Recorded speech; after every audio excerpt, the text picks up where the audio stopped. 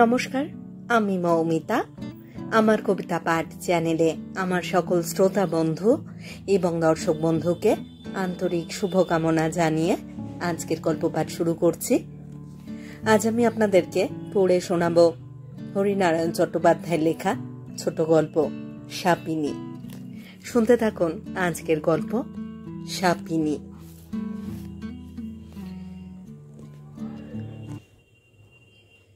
ফাইলে ছোঁয়াচ বাঁচিয়ে গীতা খামটা সন্তর্পণে টেবিলে রাখল। জরুরি একটা কাগজে ডুবেছিলাম।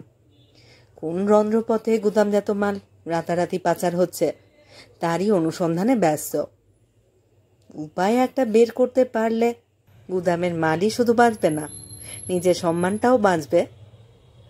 বড় সাহেবের নজরে পড়লে উপরি কিছু টাকাও এসে যেতে পারে পকেটে। তাই গীতার দিকে না চেয়েই বললাম, মিস সেন, আমার টেবিলে আজ আর বাড়তি ফাইল রাখবেন না, দেখবার সময় পাবো না। উত্তরে কোনো কথা নয়, সামান্য একটু চুড়ি ঝুনঝুন, স্বল্প হাসির আওয়াজ কানে এলো। কি ব্যাপার? লাল পেন্সিলে মাথা চুলকোতে চুলকোতে মুখ তুললাম। ফাইল নয়। গীতা আর একবার হাসবার চেষ্টা করলো। ফাইল নয়? টেবিলের উপর চোখ ফিরিয়েই অপ্রস্তুত হলাম। 20 বছর একটানা চাকরি করে কেমন ধারণা হয়েছিল আপিসের ফাইলগুলোর মতন মানুষগুলোও বুঝি লাল ফিতে বাঁধা, নথিপত্র পার হয়ে আর এগোবার তাদের সাধ্য নেই। ঠিক ফাইলের পাশে হলদে খাম, মুখের উপর আড়াআড়িভাবে লেখা শুভ বিবাহ। এটা একেবারে অপ্রত্যাশিত নয়। রঙিন খামের আবির্ভাব মাস কয়েক ধরে আশা করছিলাম, তবে গীতা একলা আসবে এমন একটা খবর নিয়ে তা ভাবিনি। সেই কথাটাই তাকে বললাম। আমি কিন্তু ভেবেছিলাম আপনার সঙ্গে অসিতবাবুও আসবেন। অসিতবাবু? মিড়বিড় করে গীতা উচ্চারণ করল। দু গালে আবিরের ছোপ, দু চোখে লজ্জার ছায়া। একটু থেমে বলল, শনিবারে আপনার কিন্তু যাওয়া চাই, কোনো অজুর আপত্তি শুনবো না। সুইং ডোর বন্ধ হবার পর অনেকক্ষণ চুপচাপ বসে রইলাম। সামনে খোলা ফাইল, পাতায় পাতায় লাল কালির আঁচড়। আঁচড় নয়, যেন গীতার লজ্জারুণ মুখের রং। কথাটা আপিসের প্রায় সকলেরই জানা। বড় সাহেবের কনফিডেন্সিয়াল ক্লার্ক গীতা সেনের সঙ্গে লেজার সেকশনের মাঝারি কেরানি অসিত গুপ্তের অন্তরঙ্গতা ঘনিষ্ঠ। ফাইল দেওয়া নেওয়ার ফাঁকে কোনো এক সুযোগে মন দেওয়া নেওয়ার পালাও চুকে গেছে। চলতে ফিরতে নজরে পড়েছে। টিফিনের সময় দুজনে একসঙ্গে উধাও। ছুটির পরে গীতা সেনের বাড়তি কাজ হাতে থাকলে অসিত গুপ্তেরও বাড়ি যাবার তাড়া থাকে না। এছাড়া আপিসের বাইরে পথে ঘাটে দুজনকে পাশাপাশি বহুবার দেখা গেছে। ছুটির দিন সিনেমার সামনে কিংবা মধ্যবিত্ত রেস্তোরাঁয়। কথাটা অসিত গুপ্ত অস্বীকার করেনি। একটু গুছিয়ে নিতে পারলে গীতাকে গরণী করবে, এই কথা প্রায় সকলকে সুযোগ পেলেই বলেছে। কানাঘুষ হয়ে কথাটা আমার কানেও এসেছে। এই নিয়ে অফিসার মহলেও আলোচনা হয়েছে কাজের ফাঁকে ফাঁকে।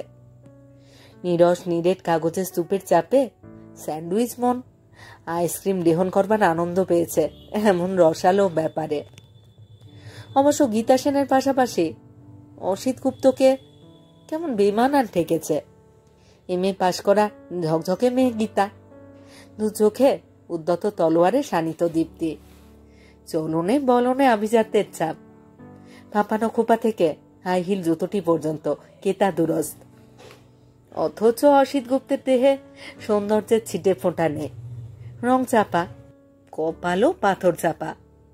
ম্যাট্রিকের বেড়া পেরোতেই নাজেহাল। কোনো রকমে মুখ থুবড়ে 3 বারের পার প্রায় হামাগুড়ি দিয়ে পার হলো। আপিসের কাজেও তথই বচ। পানের খিলি আর সস্তা সিগারেট ঘুষ দিয়ে একে ওকে ধরে কাজ করিয়ে নেয়।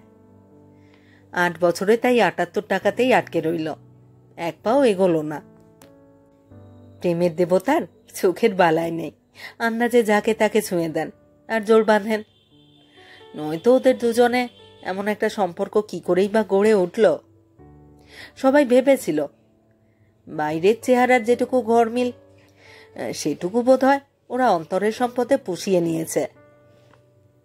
আস্তে আস্তে খামটা হাতে তুলে নিলাম। মামুলি নিমন্ত্রণ পত্র, পত্র দ্বারা নিমন্ত্রণের জন্য মার্জনা ভিক্ষা। কিন্তু পাত্রের নামের উপর চোখ পড়তেই চমকে উঠলাম। আরে, অসিত গুপ্ত নয়, যোগজীবন দাশগুপ্ত, কোন এক অবিনাশ দাশগুপ্তর তৃতীয় পুত্র।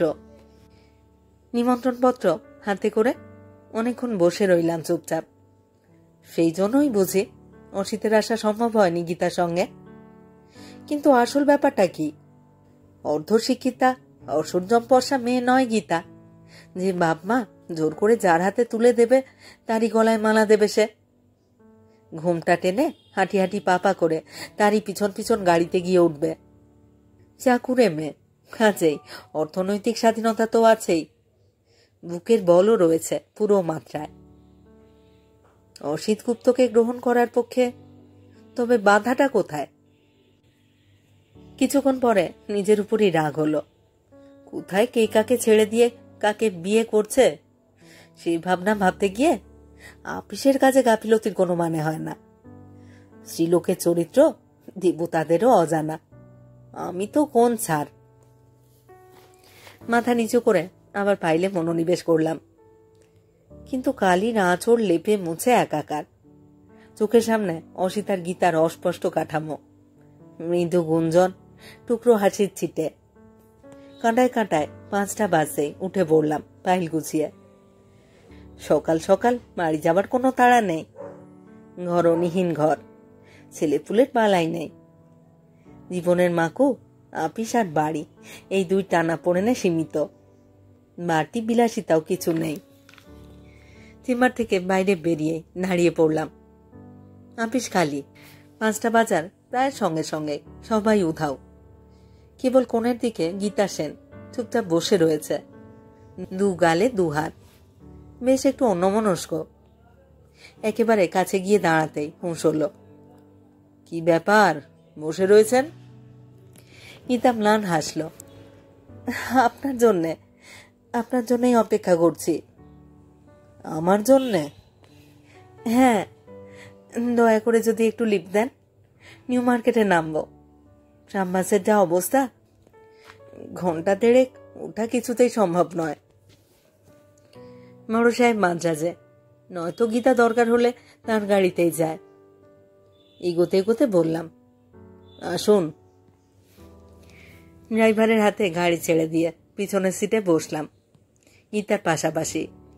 বেশ কিছুক্ষণ কোনো কথা হলো না। জমাট ভিড় কাটিয়ে কাটিয়ে স্লথ গতিতে গাড়ি এগোলো। পথ একটু ফাঁকা হতে আমি কথা শুরু করলাম। আপনার নিমন্ত্রণপত্র পড়লাম। শাড়ির খসখস আওয়াজ, একটু যেন নিঃশ্বাসের শব্দ, কিন্তু কোনো কথা নয়। ঘাড় ফিরিয়ে দেখলাম গীতা এক দৃষ্টে বাইরে কি যেন দেখছে। গাড়ি একটু এগোতেই গীতা এদিকে ফিরল। খুব আস্তে বলল, আপনার কি বাড়ি যাবার বিশেষ তাড়া আছে? তাড়া? মোটেই না। আমি হাসবার চেষ্টা করলাম। তাহলে ড্রাইভারকে একটু ময়দানের দিকে চালাতে বলুন না। ড্রাইভার অল্প বিস্তর বাংলা বোঝে। আমি বলার আগে স্টিয়ারিং ঘোরালো। আপনি যে বলছিলেন নিউ মার্কেটে নামবেন, আমি মনে করিয়ে দিলাম। গীতা ক্লান্ত গলায় উত্তর দিল, এমন কিছু জরুরি দরকার নেই, কাল গেলেও চলবে। ময়দানে পাশাপাশি দুজনে বসলাম। ইচ্ছা করেই বুঝি গীতা অন্ধকার দিকটা বেছে নিল, যাতে মুখ চোখ স্পষ্ট না দেখা যায়। একটা কথা বলবার জন্য আপনাকে এখানে আনলাম। রোমাঞ্চিত হবার বয়স নেই। স্ত্রী গত হয়েছেন বছর 7-এরও বেশি। চুলের ফাঁকে ফাঁকে রূপলি ইশারা। বয়সের ভার শুধু দেহেই নয়, মনেও নেমেছে। নির্জন প্রান্তর প্রান্তে সুন্দরী তরুণীর এমন কথাতেও শিহরণ জাগল না। শুধু শান্ত গলায় বললাম, কি এমন কথা? বলুন না, বলুন তো। 2-1 মিনিট চুপচাপ। ছড়ানো শাড়িটা মিতা হাত দিয়ে গুছিয়ে নিতে লাগলো। কিন্তু আমি বুঝলাম এ শুধু শাড়ি গোছানো নয়, নিজের মনটাও গীতা গুছিয়ে নিচ্ছে। কতটুকু বলবে আর কতটুকু ঢাকবে তাই যাচাই করছে মনে মনে। অসিত আর আমার কথা অফিসে সবাই জানে, তার কারণ আমরা কোনো লুকোচুরি করিনি। হয়তো আপনারাও করে থাকবেন। এ বিষয়ে জানেন, বড় সাহেব নিজে একবার আমার দৃষ্টি আকর্ষণ করেছিলেন।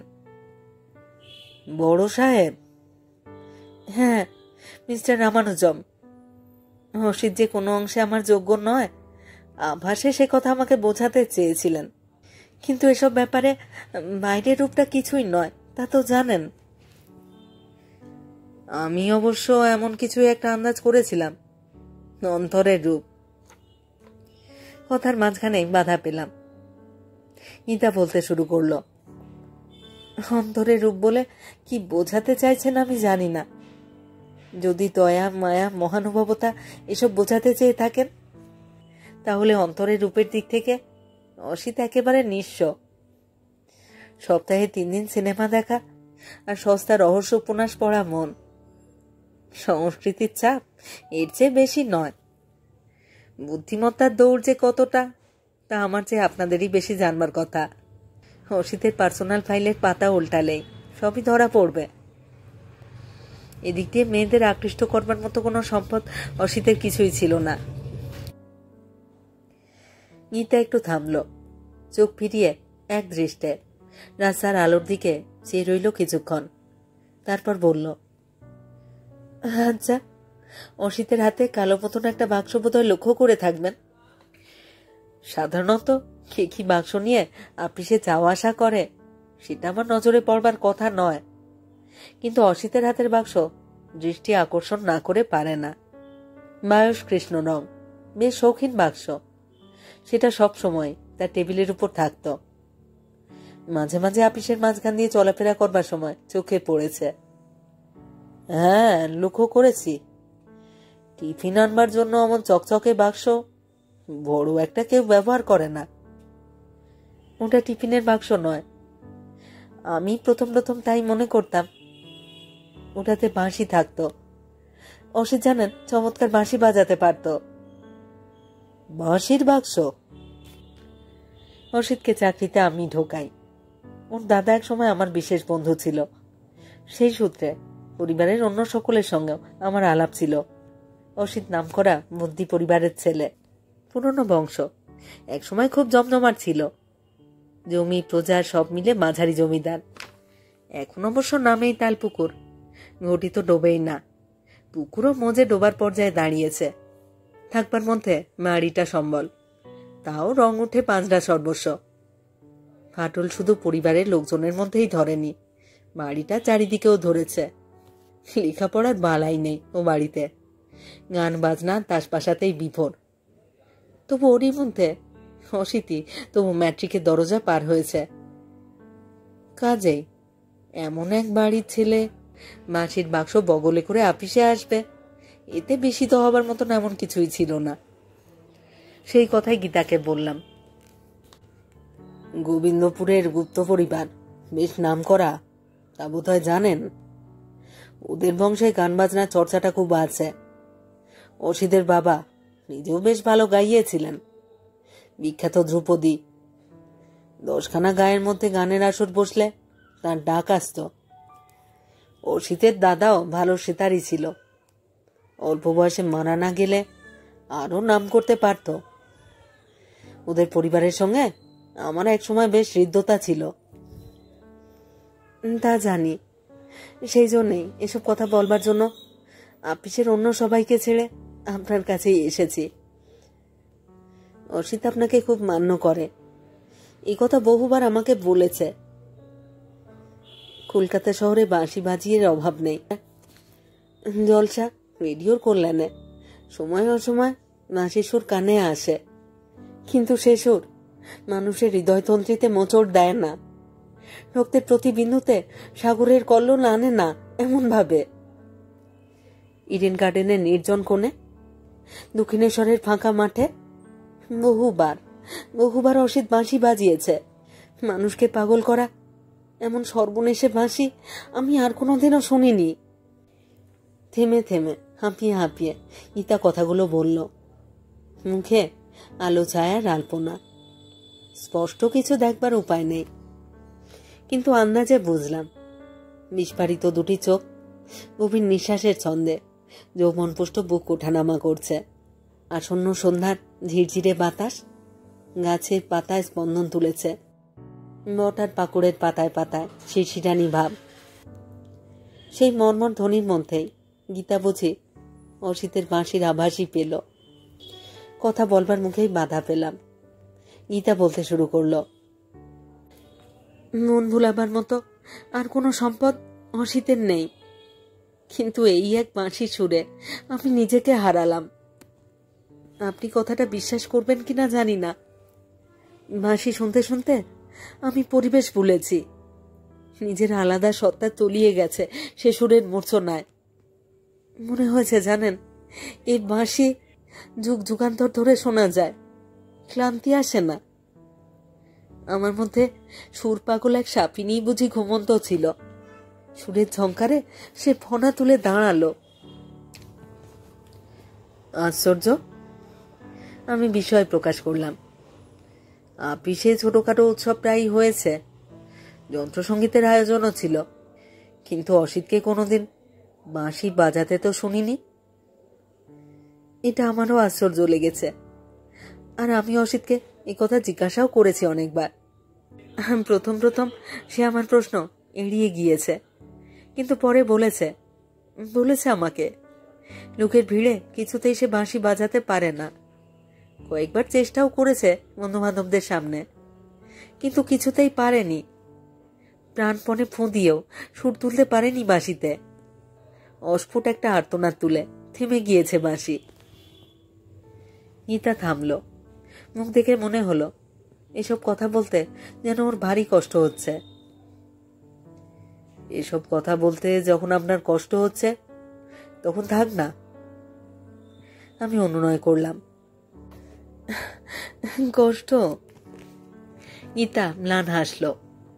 এই হাসি যেন কান্নার সরি, ব্যথার অংশীদার। মাথা নিচু করে গীতা পায়ের আঙুল খুঁটল। মুখ তুললে বুঝি ধরা পড়ে যাবে। কান্নায় টলটল দুটি চোখ আলো আঁধারে নিবারণ করবে গীতা সেনের হৃদয়। কষ্ট? গীতা আবার হাসল। জানেন, কষ্ট দিন কত খুব হয়েছিল। মনে হয়েছিল পৃথিবীতে আমার বেঁচে থাকবার কোনো মানে হয় না। আমার দাঁড়াবার শেষ আশ্রয়টুকু বুঝি ভগবান কেড়ে নিলেন।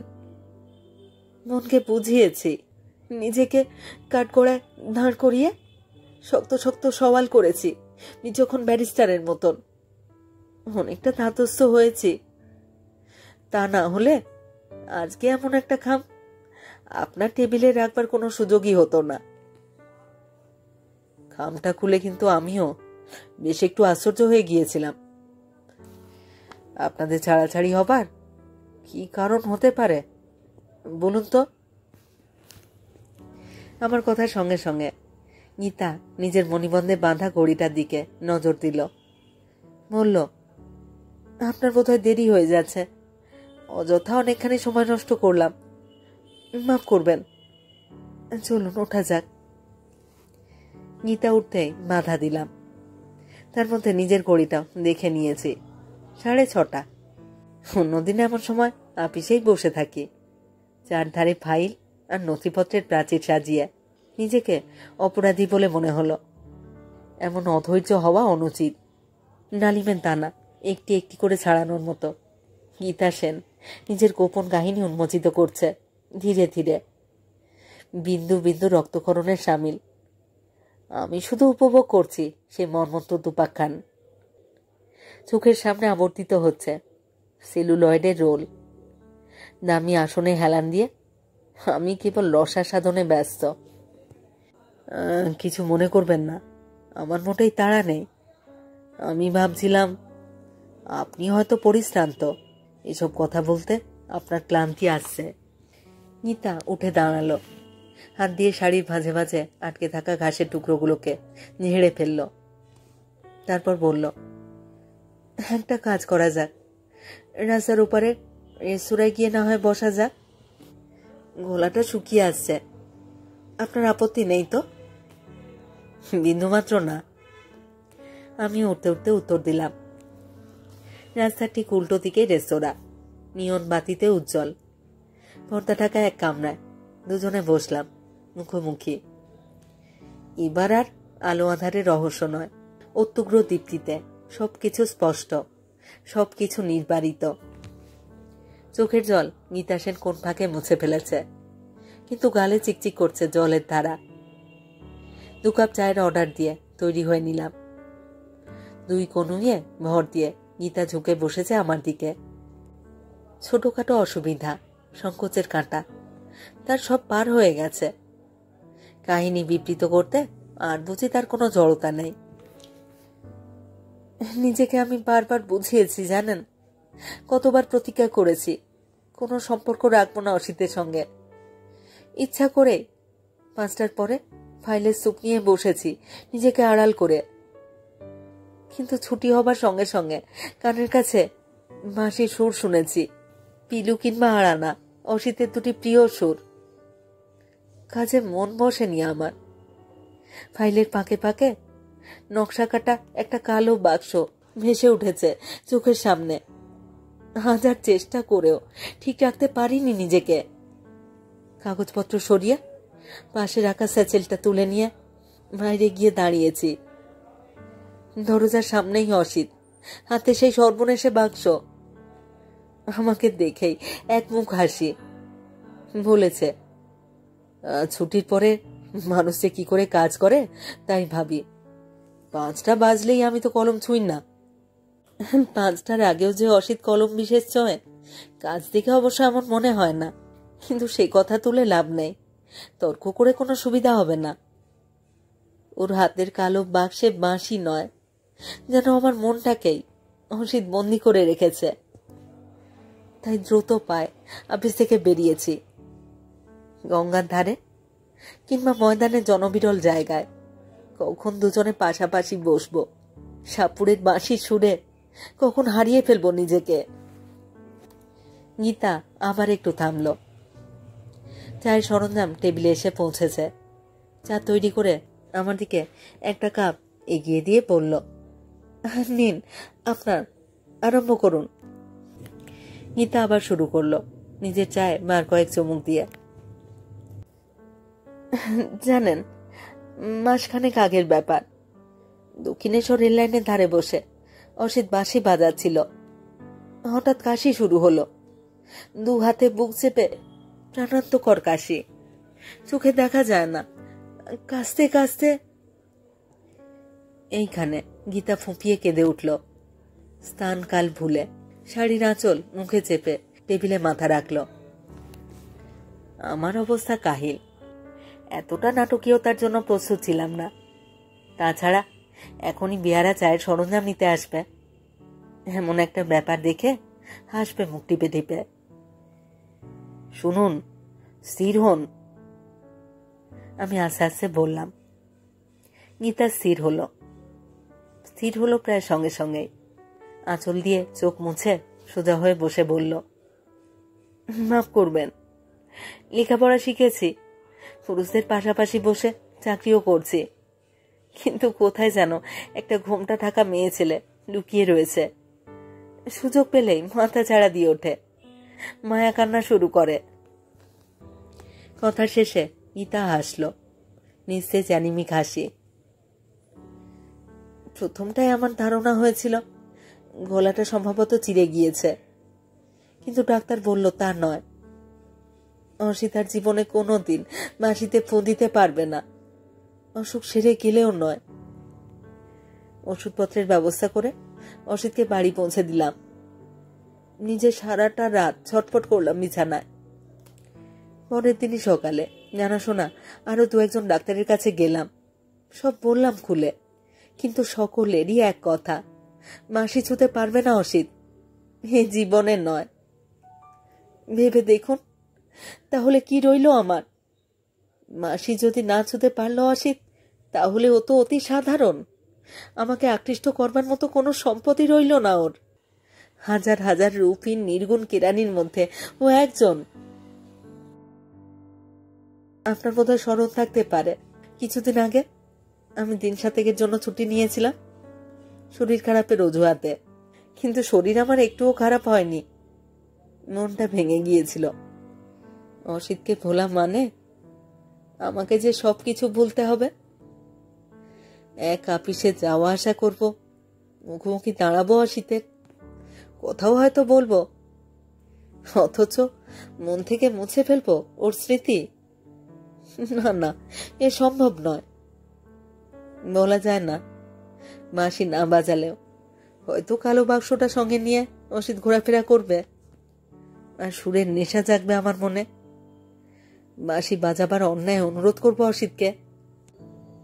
তন্ময় হয়ে শুনছিলাম গীতা সেনের কাহিনী।